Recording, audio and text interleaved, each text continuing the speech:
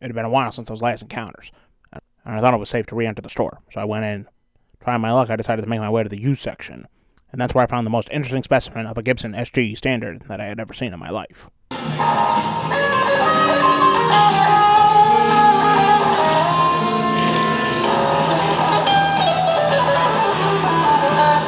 Seeing how it had been modified got my mind racing immediately. It appeared some juvenile delinquent before me had an idea. I moved the stock neck pickup, plus the corresponding volume and tone potentiometers, plus the three-way toggle pickup selector switch to select between one or both pickups, filled the holes with these little miniature plastic butt plugs, and replaced the original Gibson 498 Tango hum-canceling pickup with what appears to be a Seymour Duncan Garfield P90 pickup. Essentially a single-coil P90, sized to fit in a hum-canceler hole. The pickup was also definitely a replacement, too.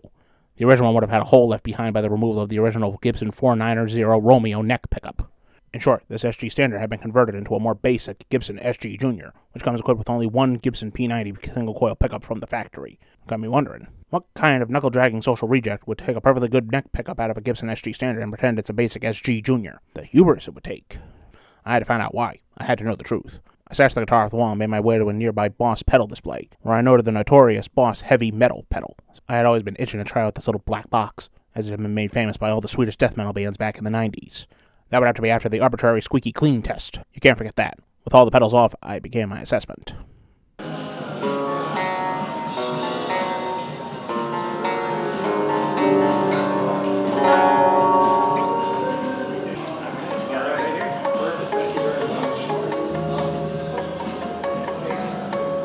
The shiny bell-like clean tones were satisfying enough, and the single tone knob left behind allowed for pseudo neck pickup tones when dialed back to below 5, let's say.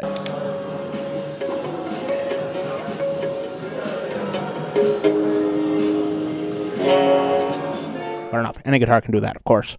It was time to test the distorted tones. I went back to the heavy metal pedal and set it the way the Swedes always did. All the knobs fully cranked up.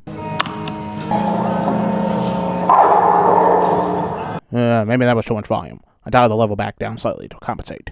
A crowd was gathering to my left, so the last thing I needed now was uncontrollably loud feedback from the amplifier.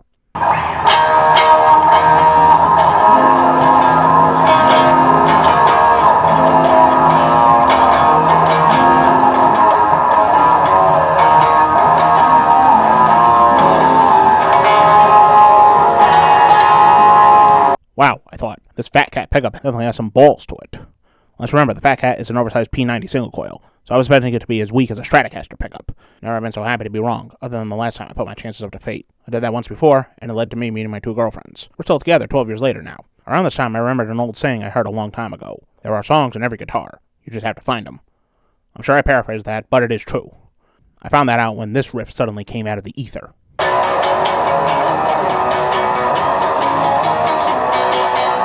I was onto something, so I kept exploring it.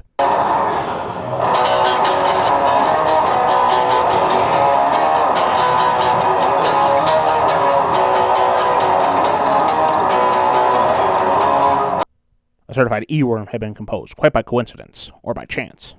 It was around this time that all the modifications began to make sense to me. This little mutt of a black Gibson SG is the ideal punk rock guitar. Yes, punk rock.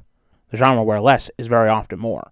Energy over skill, first take is best take, no embellishments or nonsense allowed. The latter applies to guitars and basses for punk. You really only need one single pickup for raw tones, and a tone knob is optional, though having one is considered a bonus. It also helped that more than one punk rocker had used an SG throughout their band's existence. Social Distortion's Mike Ness, for example. Greg Hetson is with Bad Religion. I couldn't help but think they had been inspired by Angus Young of AC/DC, the SG's primary benefactor. True, AC/DC aren't considered punk, but their speed and frantic energy clearly influenced all the punk bands that came after them. As this assignment wore on, I kept trying other tricks on the SG, and it nailed them with flying colors.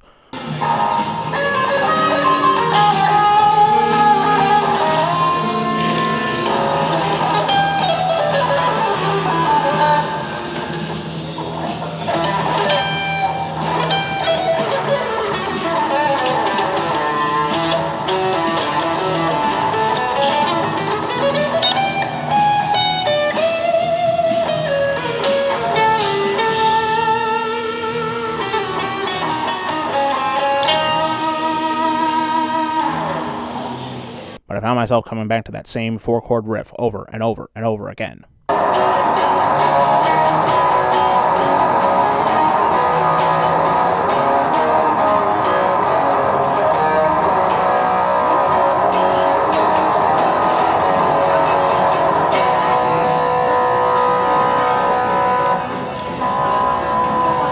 melody resounding in my head, I was on cloud 9. I knew I had to have this fantastic bare-bones machine, but the $1,300 price tag prevented me from pulling the trigger on that sale.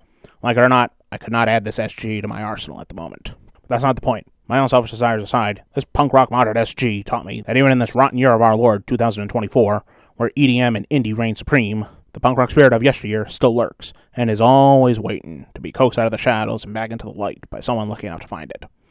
A message to the future owner of this little black beast. Take good care of it, and it will reward you in ways you never thought possible. Especially if you just leave it as it is here. Believe me, it does not need more than a fresh set of strings and a strap to bring your songs and melodies out.